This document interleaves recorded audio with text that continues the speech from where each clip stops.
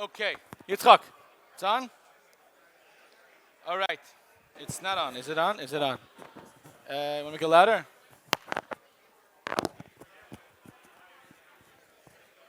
What? Yeah. Can we adjust this later to go on this side? Shaykh? I said next panel, not now. Okay. Okay, ladies and gentlemen, welcome to what is, for me, the first of 3 panels. That's okay, though. Eventually it's fine. My name is Nesanel Gantz, and this is going to be an incredible panel. I say that because I'm absolutely biased. My panels are awesome. And also because I know the guys that are coming on this panel. So a few things just to be aware of at events. If everyone has a cell phone, please take your cell phone out and take a selfie. I'm kidding. Put it on silent or vibrate or shut it off or do something so you actually enjoy it. And the second thing is that there's no questions from the crowd. I'm sure you're aware of that, but you never know. So we're going to have an amazing panel, 3 amazing panelists. I have very little time, unfortunately. That's how it starts. I think we have, I don't know, like 40 minutes. But they're incredible people who built incredible organizations. We're going to focus today specifically about events. And if you have any questions personally, like I said, they all told me that they're going to hang around after, and you can line up to ask any questions you want. They're going to answer it. It's amazing. So let's give a huge round of applause as we welcome Schachter, Aryeh, and Zevi Bamberger to the stage. You guys sit however you want. Whoever's more good looking, I don't care. Just sit. You give an order, it's not by me. Which one is the wine? No, I'm kidding. Nah, I'm good. Okay, so it's an amazing crowd. We're very happy that you're here. We're going to start with just a brief background. I always find this important, and I write a weekly column in Ami magazine called Lunch Break. Anyone familiar with it? Awesome. Wow, you have a big crowd. It's a good crowd. Yeah, listen, lunch is being served. You can't compete against lunch.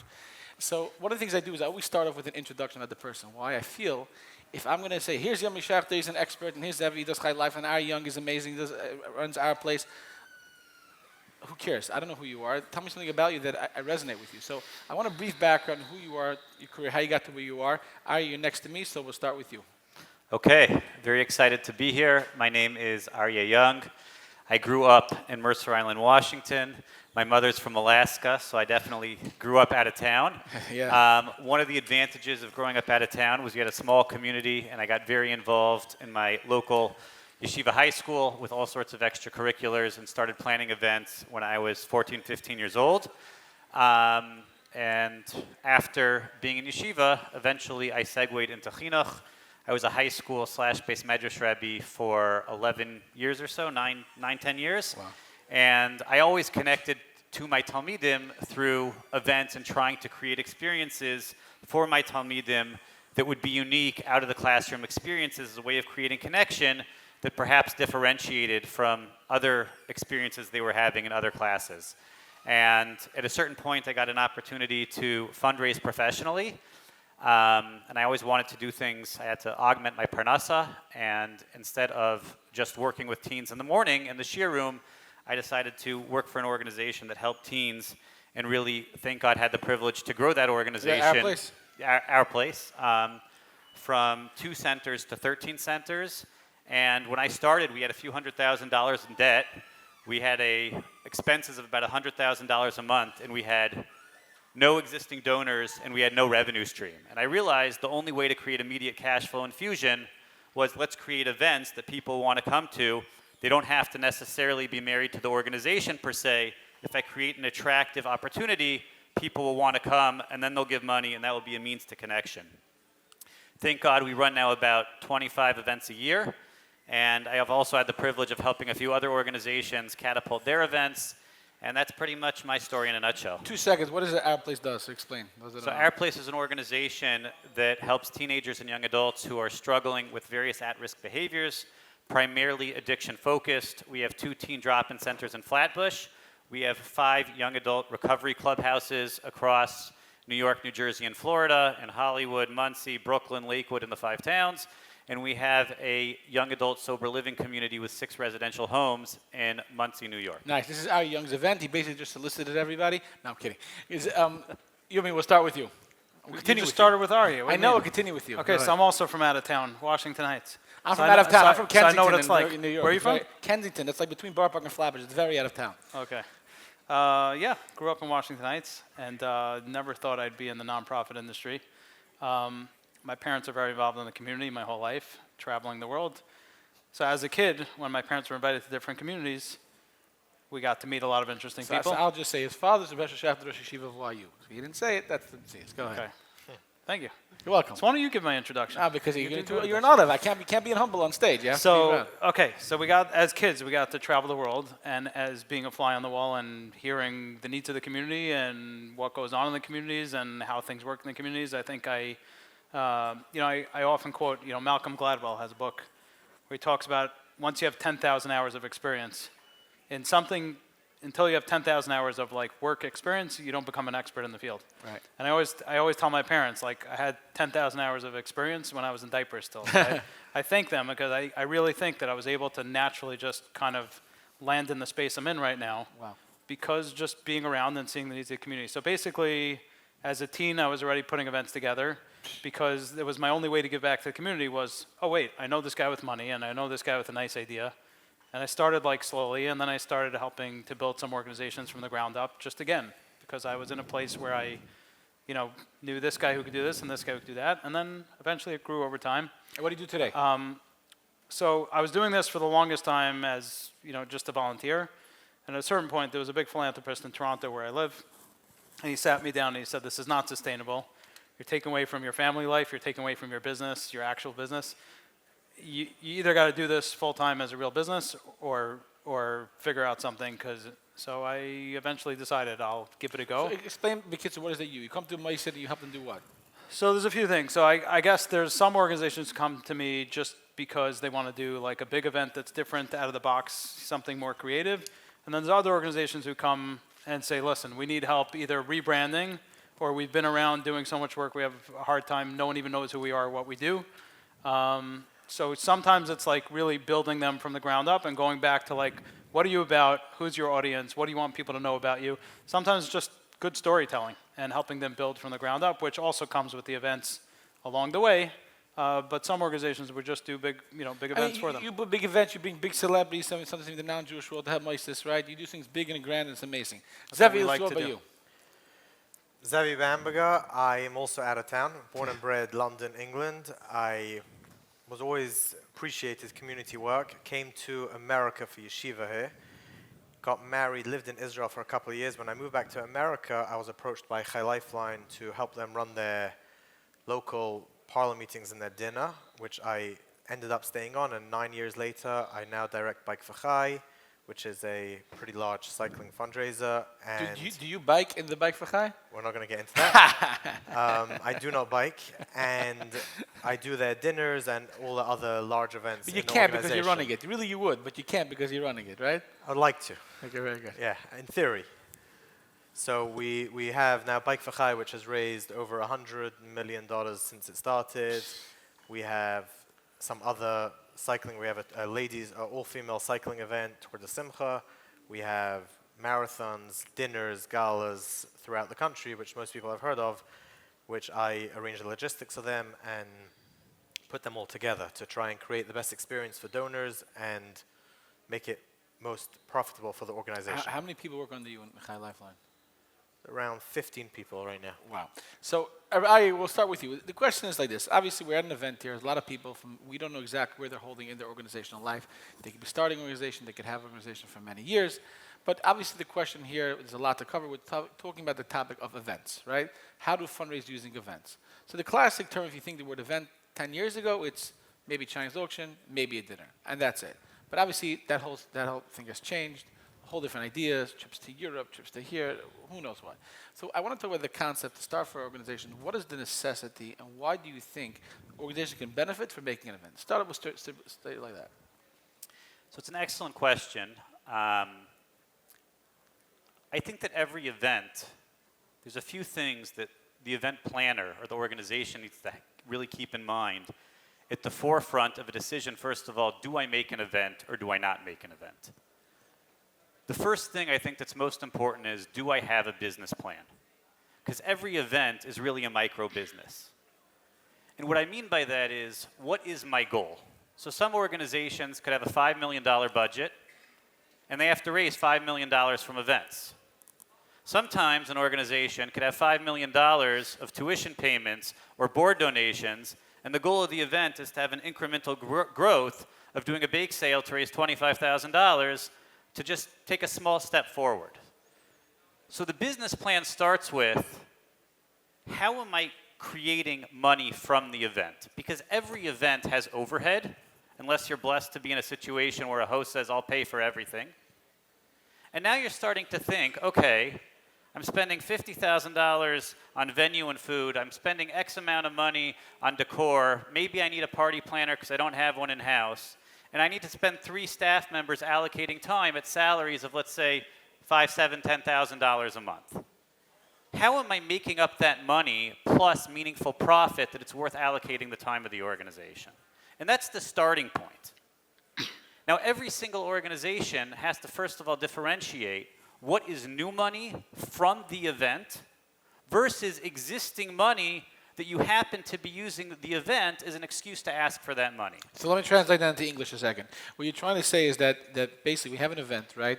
And you're getting your same donors that you would make money anyways, right? So, hey, just to put an event just to get the same money, it's not necessarily necessary, right? And to try to get donors as well, it's a balance. Is that what you're saying? Right. So we saw this most in COVID. A lot of organizations had annual dinners. Came the annual dinner, couldn't happen. People wrote the same $5,000 or $10,000 check, and the organization started to think, hey, 1 second. Instead of getting $200,000 gross and $100,000 net, I just realized I could save everyone's time, have my employees do other things, and still get $200,000, not just gross, but get that money net. So the real opportunity in an event beyond annual FaceTime with donors, which could be important and is important, is how does the event experience create new opportunity for the business model of my organization? Well, so let's stop you. Tell me the most recent event, what you did, and how that accomplished that. So for example, in a week and a half, we're doing a tennis event. I realized there's a lot of Jewish tennis players who are very passionate about tennis. Wow. Can I make a poll in the crowd? Maybe not in this crowd, but I went, when I first started this concept, I went to every... Ping pong counts as tabletop tennis, then maybe. I drove to Lakewood, Five Towns, Teaneck, Brooklyn, and I met with the core tennis players in each community my first year. I'm sure you can They're find out them. there. Yeah. Okay, fine. And I realized every golf event had a little tennis section as kind of the stepbrother that was ignored, and they had hundreds of golfers and 20 guys playing tennis. Never. And I said, let's elevate tennis. And what I did was I rented out the entire US Open. It was actually much less expensive than your average Chas in a Holland Borough Park, believe it or not. Oh, no, that makes sense. Okay? That's just the Metzias. Because when you said that, I was like, oh, you got the US Open, Shea Stadium. And suddenly, I caught people's attention because I was creating an experience that was unique. Here you got to play tennis in the US Open, and at the end of the day, I had people calling me who didn't care about at-risk kids, who didn't care about my organization, they didn't care about me. But they wanted to play tennis in a premier venue. And then I started saying we're going to have ball kids, and we're going to have chair umpires, and we created a premier tennis experience, and that's how we branded it. This is not just playing tennis, but this is the Jewish Open. This is the premier Jewish tennis experience every year, and if you consider yourself to be a tennis player, you wanted to be there. Now, I ended up doing the same thing with golf in the sense that every Monday in the summer, there's a golf classic, and they're all the same. But you know what? Everyone wants to play golf in February, but it's cold outside. But that's only cold in New York. So what if we would fly 65 donors to the Caribbean, create a minion, premier kosher chefs, create an experience where they could network on a professional level. Did you charge them to go? We charge them, and then we make an appeal once we're there also. You should know, my head, he said this before on the Zoom, and like my head broke for a little bit.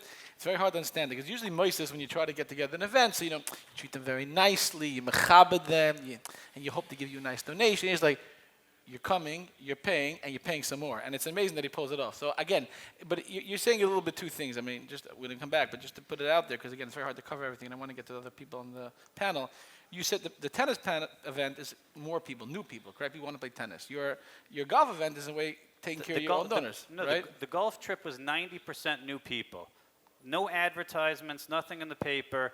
It was finding 2 or 3 people that played golf. They told their friends, they told their friends. But the point was, is these people had nothing to do with our place. These people had nothing to do with me. They wanted to golf in the winter. They wanted to have a minion. They wanted to have kosher food. And I created an experience for them that their money couldn't buy. So it's actually Can I brilliant. just elaborate on that one point? You can, but go ahead. I once had a donor. I know, I'm going to stop you because it's brilliant. It's like Viram or us. You're putting an ad in the paper. If you're rich, please apply to this ad, right? That's basically what you're saying. It's amazing. I put an ad for paper for tzedakah. Listen, don't give me $18. If you want to give me $10,000, I'll take your ad. So it's brilliant. Yeah, keep Do you going. take pledges? What? Do you take pledges? When? For this event. Could it be a pledge or you got to No. swipe? No, you come got to on. swipe Yeah, of before you go. course. Come on.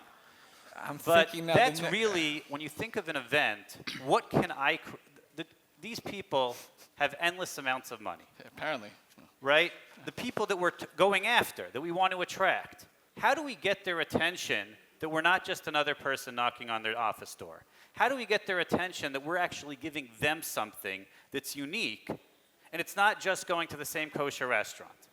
And that's really the question if I'm creating an event to get new people. And my goal is not just FaceTime with my existing donors. What is the experience? I once had a woman who came to an event, and I brought in a celebrity chef that never cooks kosher. And she said, I would pay any amount of money for this because how badly she had wanted to have this person's food for her entire life. Never, like I said. Now, at the end of the day, she will never do the logistics to create that experience for herself. But as a charity, we have the opportunity to create experiences that with all their money, but lacking the logistical wherewithal, they will not create for themselves, and then they will come to you. So and that's the mindset. It's very smart. You're basically saying to make an event, l'shem event, and to convince people to come to the event, that's not really working today, right? It's got to be something you want to come anyways, and happens to be you're running it. That's very smart. And now it's tax deductible for tzedakah. It depends how much. So first of all, I happen to agree with everything he said. That's it. I'm just going to start with that. No, but to answer your question, I think your question you started by saying, is it worth doing events? How do you know what to do? Yeah. So the I let him answer go is- because it was awesome, yeah. No, he is awesome. So what I think the short answer is, working off Aryeh, what Aryeh is saying, is I think today there's way more competition amongst nonprofits, whether they're doing an event or not. You're competing against many more people. There's way more online campaigns all day, every day. This matching campaign, this school, that's good. I have 65 nieces and nephews. I probably get, I don't know how many schools Hi, they're in. Uncle Yummy. Yeah, They don't even call. I just get the text now, but the point is, there's way more competition. There's way more organizations out there. You're competing for people's attention, and people also have less of an attention span today. They're much busier than they were. So I think, along with what Aryeh is saying, the second you create something unique that either stands out by the way it looks, or by the way you make people feel, or by the experience they have, but while also at the same time making them understand why this charity is important and where their money's going, I think that's the winning formula today. People want they don't want to just go to another event. There's a million events, especially if you live in the New York area. So I want to ask you a question, but if you want as much as I'm supposed to say I agree with everything that everyone says, I'm going to somewhat disagree from my personal experience. I think events before you decide you're making an event, you're going to have to look at it and see what is the value of an event to the organization, not just to the donor. As much as we want to appease the donor and make the donor feel happy, there's an organization at play over here. Yeah, but of course he's trying to make money. I don't chap. He's trying to make money, right? But So the first thing I but, said but is you need a business but plan. like what Yami just now said, there is immense competition out there, and as an organization, we don't have the same business model that we can just continuously put money and throw money into an event. The way he's saying it right now is, it seems like if I would want to do something similar to it, I'm going to have to do a better event. Caribbean is not going to help. I'm going to have to go to Turks and Caicos right now. if it works, so is that what he's saying? But the point is that if you've got to look at it, in my opinion, the biggest thing is relationships, and it's something which I can keep saying again and again. Okay, so I'll keep going. It's a matter of having the donor appreciate and value the organization for what the organization is. Of course, there's an immense competition out there, but to get the donor's attention, we create an event that the donor will appreciate. But if it's just going to be getting donors coming into an event because for the sake of an event, let's say I do a really cool high-end, pickleball tournament, tomorrow they're not into pickleball, they're never giving money again. The goal is that One second. You also run an event with 30,000 donors. Correct. He's running an event with 65. They're two No, but different and types of Zevi, events. even They to both think about work. it, Are you able to get the 65 donors to be repeat donors if they, God Yes, forbid, because the goal is to ruin their create arms? community. around each event. I stopped They my become golf friends on the event. trip, So and they want to what's- go. Now, I try to continue that connection, but think about your bike for Chai. But I want to Bike ask for him about the bike for Chai Chai. Hold on a is second. I got to ask him predicated- the question. I'm the banner here. One second. I just no, opened I don't a can of understand. No, worms. because I get it. Let me ask you with Mr. Bike for Chai, yeah? That's what I was going to ask. Okay, yeah, but they pay me the $0, not you. The question is, how many people that apply to your Bike for Chai, yeah, are people you had no Schachter? They call the Chai Life, and I want to apply for this. That is actually, when you ask about the biggest challenge of Bike Chai, I would say the biggest challenge is converting the new people to become, I don't call them existing people, I'll call them donors of Chai Lifeline and participants of Chai Lifeline. Wait, answer the question a second. How many people that go in your Bike for Chai, percentage-wise, are people that are, you didn't know them, they call the Chai one a Bike for Chai? 15%. Only a year. 15%? Yeah, we have a return rate of over 90% a year. But what I'd point out is Leah and her. I would assume the first year and the second year that you did Bike for Chai, there were many people who were not committed to Chai Lifeline, but they were committed to biking. And you used biking as a way to, or your predecessor, to bring them into the organization. That now Chai Lifeline is one of their top 5 or 10 tzedakahs, and the one they're willing to ask their friends for when they participate created in a a bike-a-thon. community. Because you created a community around So biking. there is a camaraderie that we build, and that's a big part of our event. But the primary thing is prior to the event happens in August, from August 29th, which is the day after the event, until August 28th, which is the day of the event. I'm working on building a relationship with the riders to educate them and bring them close to the organization, But not you the event. only have The that only opportunity I have the opportunity because due they to are the bikers. event. Correct. But a big portion of my riders are not bikers. Don't feel bad, Yumi, it's fine. We have a lot of, SAG vehicles, which is support. So a lot of our riders end up in the car because we educate them that it's not about the ride, it's not about the miles, it's about the cause. And if you aren't able to, and by the way, you'll be able to get 65 people to come to every single event you do. The question is, what is your return rate? And that is, for me, Yeah. because Chai Lifeline is so big and we have 180,000 donors a year throughout the organization, I've got to be very careful, and everyone in the organization has to be very careful to make sure we get donor events which bring in new money, and it's not going to be that we're just spending, let's say... Okay, so first of all, I'm not sure, I don't think Aryeh is stupid. Like, when you're making an event, the Chai is making money, number one. Number Correct. two, It's not about making money what's tonight. I'd be very, very happy to make $1 million every year, and then those donors go bye-bye. But I want to ask you a different question. Now, because we're talking about events here, and I want to really I'm educate... not sure about that, by the way. What's the event cost? If it cost me $250,000, whatever it is, I'd be very happy, right? I'd be very happy. Let's move on. But I'm just saying, I'd be happy. Come to me now with give me $250,000, give me $1 million every year. I'll even give you a percentage on top of it. Anyway, so here's my question to this: we're talking about running events, and a lot of people who have moistus, again, you run Chai Lifeline, Bike for Chai. It's very well known. It's popular. It's incredible. It really is an incredible thing. I'm always amazed by the fact that what you got. You said you came to when it started already, right? But Bike for Chai did something that really changed, I think, the whole entire industry. And what they did was, it's a chiddush. It created a real chiddush, and the chiddush is that I can do something that I want to do myself, and pay me money for it. And I mean this in the most appreciative way. It's an amazing thing. In the beginning, you think it's embarrassing. Some people still make fun of it, right? You decide to go biking, so I have to give you geld, and anyways, I'm paying for your hotel, whatever. But the bottom line is you pulled it off, and it's very successful, and it's incredible. But to touch to that fact, one of the things that Moshe is often afraid when you're making events is kind of like the extravagance of it. Oh, you're spending so much money, on biking, this, that. How do you answer that question, the overall picture that people are afraid, right? To spend money in a big event. Yumi, I'll get to you in a second because you did that professionally. It's a big event, like you're spending money, doesn't look good for the Maisid. What do you say to that? So So I actually can tell you am that's a fear involved. that I am involved in a couple of smaller moisters in town in Lakewood, and when they ask me about creating an event because they see what we have in Chai Lifeline, I right away say, you've got to look at your audience and who are your audience. If your audience are parents in a school, there's absolutely no need to create a high-level event, but you have to create a dinner. Why? Because there is no better value than having FaceTime with a parent, with FaceTime with a donor, FaceTime with a participant. If the only way you're going to be able to get that is by creating a dinner, a gala, an event, then there is immense value, and it's not quantifiable in any way. But to just create an event because you're trying to get yourself out there, you've got to be very, very careful, which he does, to make sure that your dollars and cents are going to make sense, because that the ROI has to really, really fit within the organization. Are you aware of any big donors that Chai Lifeline, like, why are you spending so much money on this stuff? Does that ever happen? I'm curious. We've got a lot of Chai Lifeline personnel in this room, so yeah, there are a lot of questions which come that way. Until Right. it's explained to them, And either they'll say, I really don't think it's necessary, I will give you this. Like he said, when COVID came, that was the biggest eye-opener for every organization. But it didn't last, by the way, that whole thing with no It, dinners. it lasted for a few years. Now everyone's back to in-person dinners, but there was a big discussion. Is it worth it? They said absolutely not. But ultimately, I am going to say this, and it's important for everyone to know.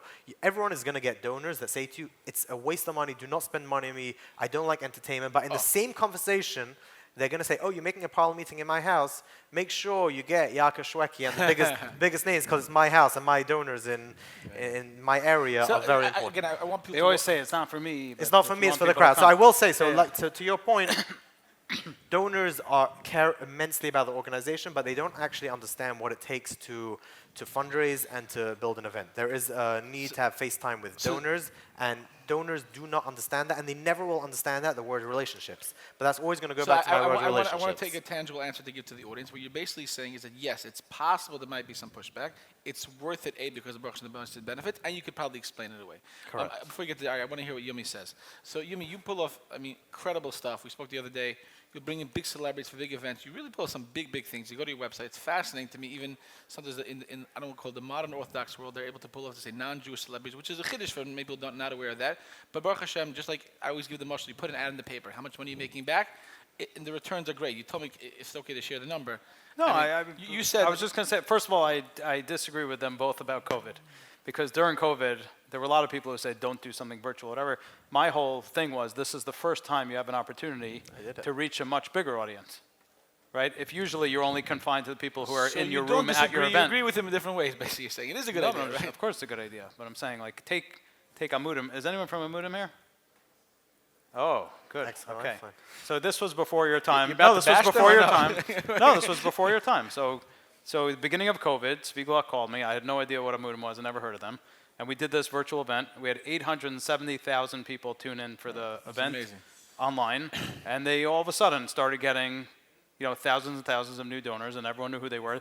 Unfortunately, Tzvi called me the next morning to tell me how much he hates me because they have more people calling who need help now and less money. That didn't, but it took a few years. Double-edged sword. But anyway, so that's the thing with virtual. I think if you did the right things with it, you were able to expand your reach. But in terms of events, I want to address because you have a really a niche and expertise, and that is something very interesting. And by the way, you said before, an average return, the amount of money you spend on an event, or they spend. No, it's not an average. I think if you would look, if you would Google right now and say, how much does the average organization spend on their event compared to what they raised? I think a healthy number usually would be probably between 20 and 30%, if I have to guess.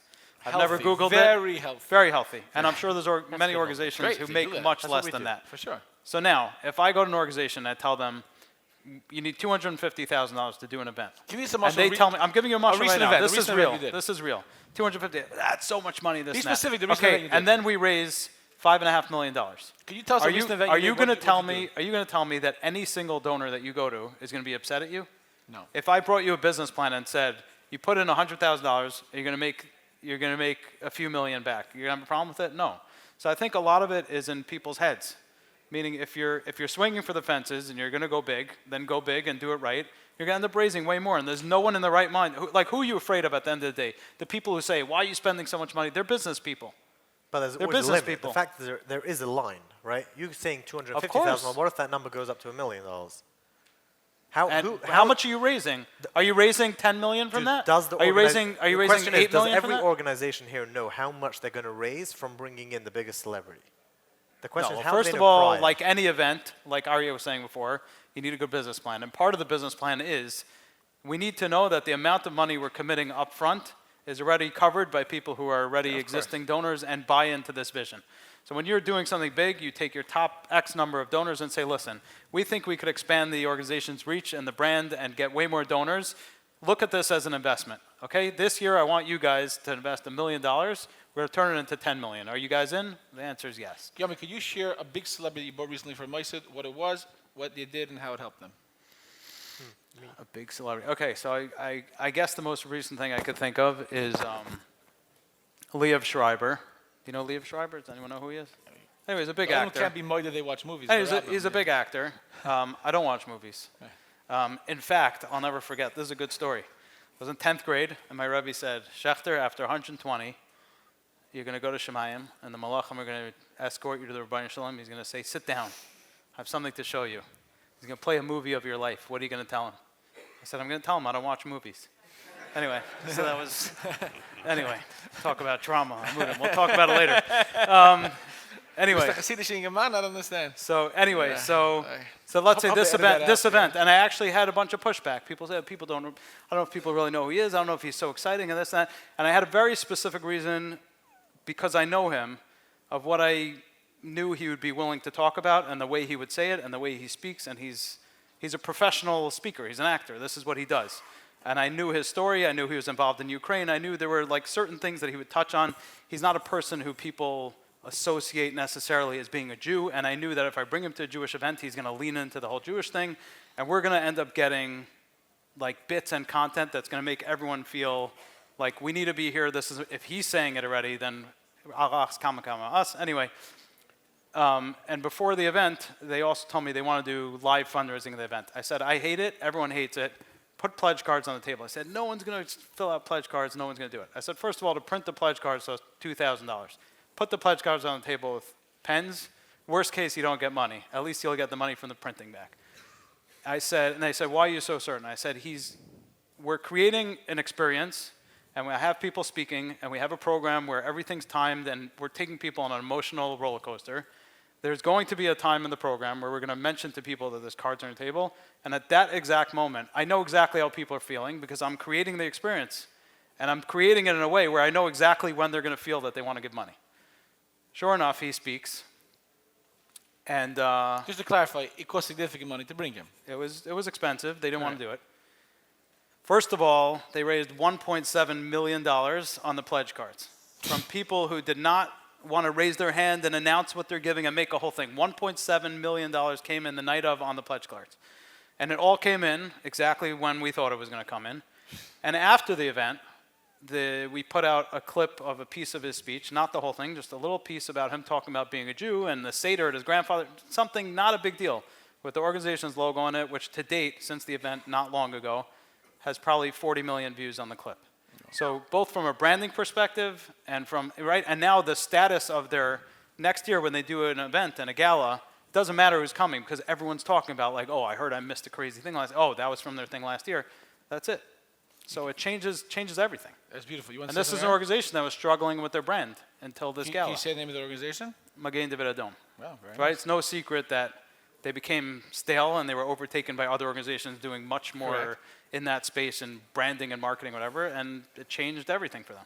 Great. You want to say something there? Yeah, I'll just say two things. First of all, you asked how do we convey to donors our overhead when making an event, and I think the answer to that is truthfully.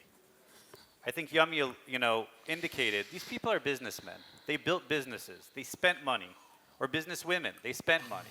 The only way they got there was investing. And I think the investment just has to make sense. And as long as you're following a plan that makes sense, most donors, I don't think will get upset. What about the public? You talk about the donor specific. What about the public at large, right? The big moisid, I don't really care what the public Who thinks. cares? Yeah. It's like a yeshiva. Who complains the most in yeshiva day schools? The parents The people who who don't are on pay tuition. subsidy, the people who don't pay tuition. But Doesn't matter. I'll give an example. I do a dinner series once a year. He doesn't like that I said that, but it's okay. That's why we're here. We're supposed By to the be, way, can I we're just say supposed to be something? I have to controversial. interrupt because I happen to agree with Yomi. When I get emails, I'm director Yad Lachem. I get emails, please send us your annual report. I say, absolutely. What are you pledging after I send it to you? I've written this back many, many, many times. Is right? it on the website? What? It's actually on my website. Easy99. Of course it's there. I said, but what are you doing after? Like, what do you want, right? No, but I'm saying the point is Aryeh is making. Who cares what the public thinks? If you're bringing in the dollars and you're building the organization's brand, and you're helping them grow, what's the difference what people think? It's working. And as long as you're being responsible. PR is important. Of course it's important. Very important. And you don't want to have a negative image that you spend your money unnecessarily. I agree 100%. I'm just saying it on that side. But for the most part, people aren't there to help you. They're just to critique. But Sure. you have to also care about it and make sure you're giving over your image No, in the for way sure, that you're but supposed to give it in a better way. I'd rather make $30 million and some people will be upset at me than make I'm zero not and sure. people are happy. No, So, no. As long as you're doing the right thing. If you I'm asking- genuinely believe that you're doing the correct thing, you got to. We're obviously talking about doing the right thing. Spending $1 million to make 1.5 is the wrong thing Of course, I agree. for the most part, unless it's for PR or other reasons, Look, right? I always give the mush. Look, 1 second. You took like advertising in a newspaper, right? Because it's something that people see. Actually, something that's more than even an event, right? And so it's hard to justify. A regular might to put 8 ads in the paper, and anyone knows. Wait, that's $12,000. It's $12,000, and they're spending crazy money, right? So it's something. It is hard to balance things like that. Go ahead, Aryeh. What do you want to say?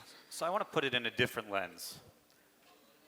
Everyone here would probably agree that 50% overhead for an organization is really, really high. But let's say, we'll take children with cancer. It's a big issue, right? People give a lot of money. Would you rather have an organization, if chas v'shalom, it was your child or your nephew, that God forbid needed Chai Lifeline? And you knew, I'm not saying this, I'm just using it because you're the biggest name organization in Klal Yisrael. Careful, I might come out. Let's say they don't, but let's say they spent 50 or 60% of their money on overhead.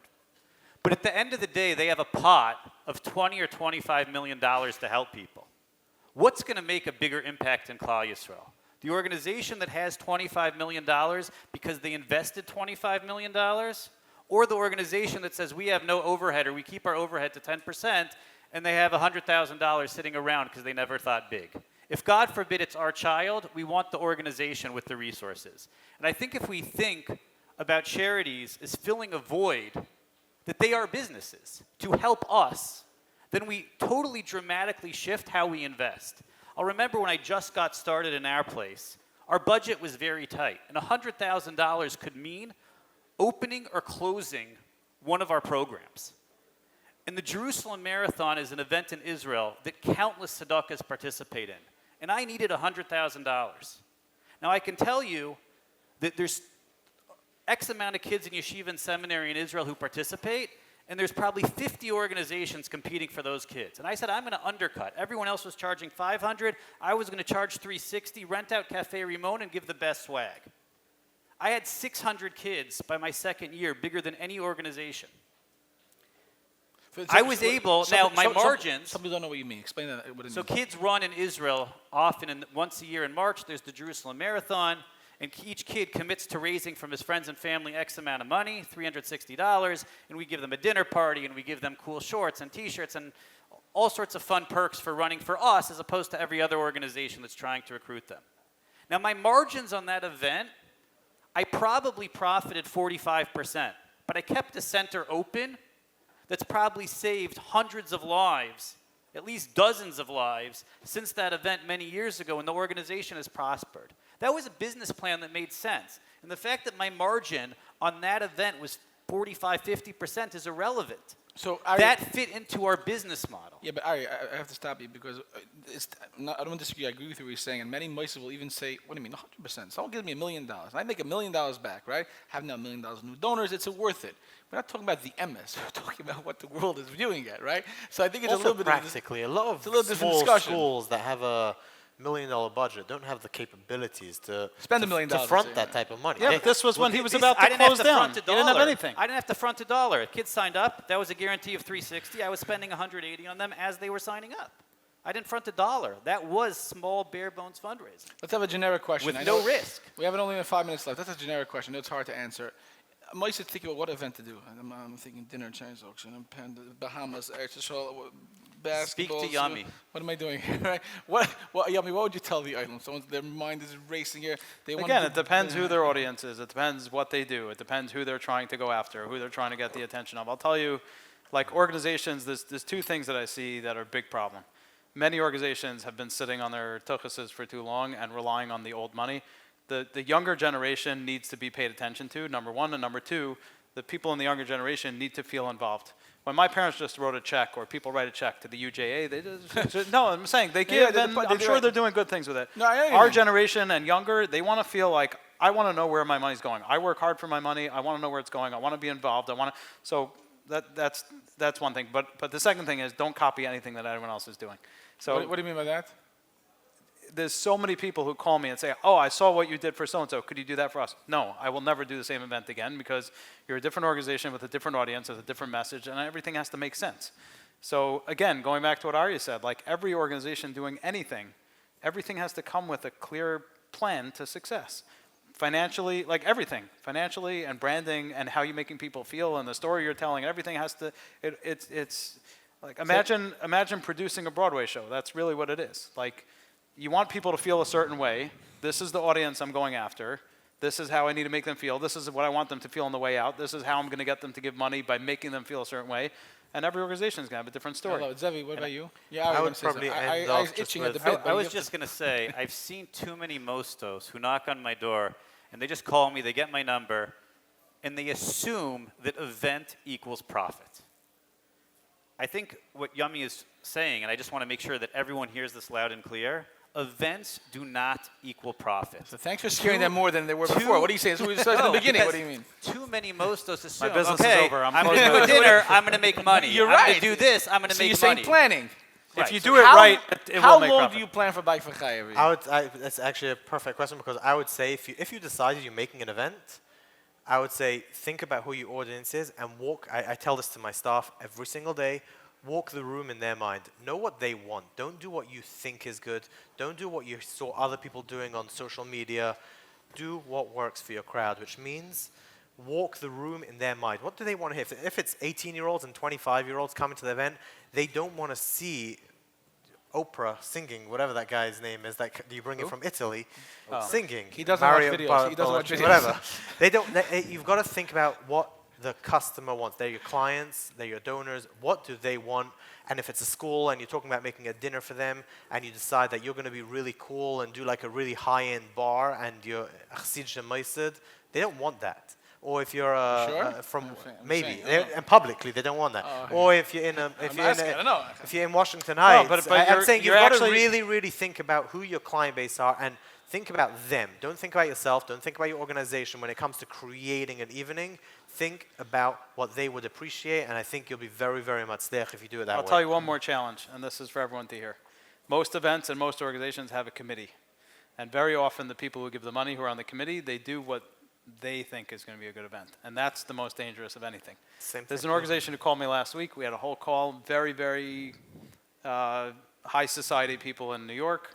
And they have this big foundation and this and that. And they say, you know what, after October 7th and after what we see what's going on in the news and anti-Semitism on campus, we're going to do this big event and we're going to have Oprah, not opera, Oprah. They have Oprah coming and this one and that one, and we're going to start bridging the gap again and building the bridges between the Jewish community and the black community. And they're giving me their whole philosophy. And I'm listening, and they're throwing out this one's going to be there and that one's going to be there, and we're going to raise $10 million and programs. And I asked them, is there one person on your board, on your committee, in your organization who's actually black? And he says, why does it matter? I said, because you're deciding that you know what the black community wants without ever talking to them. So it's the same thing here. Like, it's a nice It's idea. like a litvak asking with the Chassidus. No, I'm saying it would, Doesn't know what he's be, talking it would about. be very nice. But again, when you might be listen to Chassidus, people, I'm joking. when you listen to people on a committee, like this was their whole committee. They're good people with good intentions. Very, very nice idea. But you have no idea how to get there because that's what Zevi's saying. Yeah, I go. We have to end, but go ahead. I just want to add that I think everyone here knows that the number one rule in fundraising, there's a gazillion I'm ending, I'm ending. that we're all competing for people's attention. People give to people. Bike for Chai, I see Chaim Rothstein, Shasathon. There's no bigger raya than that, right? Everyone's leveraging either their social connections or their business connections. And when you think about making an event, right, the classic example being an honoree, but how do we leverage the people who are involved already? How do we leverage our committees or hosts, as Yami alluded to? How do we leverage them to bring in new people? Because at the end of the day, people will always give to people before they give to causes.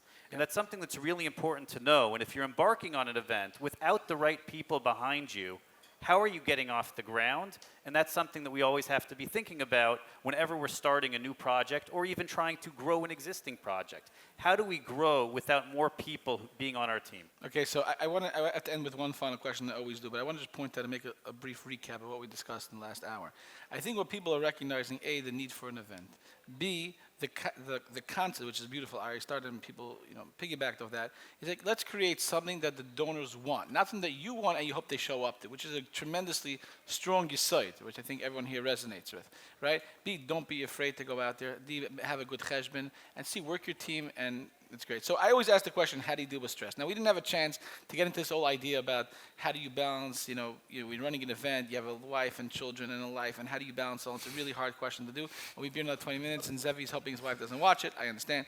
But the question is, I always ask people, how do you watch movies either. Doesn't watch movies, that's all good. So she can't watch this. How do you deal with stress? I always ask this question. You're stressed at work, you're nervous. How do you handle stress, Zevi? We'll start with you. Aryeh, you're Stay last. busy. Stay busy? That's it. To move on to the next thing, honestly. So you're nervous and angry, you say, I'm being busy? I don't get nervous, but the busier you are, that's just stay busy, and your mind you don't have the opportunity to start making cheshbonis in your mind. What if this? What if that? If you're busy, you don't have time to think like that. So it's actually true. I once had Rabbi Schachter and Rabbi Asher Weiss in my car from Eretz Yisrael. It's a big God in Eretz Yisrael, and his wife she passed away. And I asked him, I said, well, my father was nifter then, and it was a very difficult time. So I said, how do you handle? His wife ran his whole life. So he started saying Muna B'tach, and I said, no, but how do you really deal with it? So he stopped. He says, I try to stay busy. And I think when you are busy, you actually, it sounds crazy. Gadol in the making, basically. I'm going to call Rabbi Weiss right after this and tell him. I love this. This is great. Go ahead. I remember always there was a story that used to go around about this, theory of this guy. He was always really busy in work. He used to walk. Before he came home, he was a very stressed guy. Before he came home, he used to put his hand on the tree or something outside his house and put his stress to the tree, and then doesn't work. I don't know. You can look at my tree outside my house, but it doesn't. Realistically, it's stressful. We all work for Moistus over here, and we all giving our life to something which probably every single person in this room could get paid double going to the for-profit world, and we're doing it because we care about what we do. So, for the most part, our spouses and family understand what we're doing, and if you give over what you do and you involve them in the cause of what you're doing, I think they'll appreciate it. I like the fact that you said you don't know how to handle stress, because that's the most honest answer. Aryeh, go ahead. Okay, so I'm not really sure. I don't really have. By the way, I don't work for a Meisid. Maybe that's why I'm not so stressed. So there's the answer. I am getting paid double, so yeah, fine. That's great. That's great. I'm not sure who's watching this. Go ahead. It's okay. I think what I would pinpoint is perhaps differentiating what I did early in my career, which is what not to do, versus trying to be a little bit more calm and have a certain equilibrium as you get a little bit more experienced. But I remember when I first started events, and I felt the pressure. I have to fill 400 attendees or 50 seats at the table or whatever it was, and people weren't taking my calls, or I felt like I need to get 4 more people tonight. I'd incessantly call people, text people, WhatsApp people multiple times a day. And I definitely learned from experience that's not to do when you're stressed. Like, that's not in the long run going to make people want to come to your event. And even if you get them that 1 year because you twisted their arm 1 too many times, they're not going to come back. And that was definitely a mistake I made early on in my career and how I dealt with my stress. And I lost people. There were people like, I don't want to deal with that guy young. Aryeh, how did you deal with your stress? He obviously doesn't want to answer the question. I don't want to answer that Thank question. you, everyone. Very good. All right, guys. But that's what I'd say not to do. Excellent. So, again, hopefully we learned something. Like I said, I volunteered their time, so you can ask some questions afterwards. And with that, let's give a huge round of applause for the amazing panel. Thank you so much.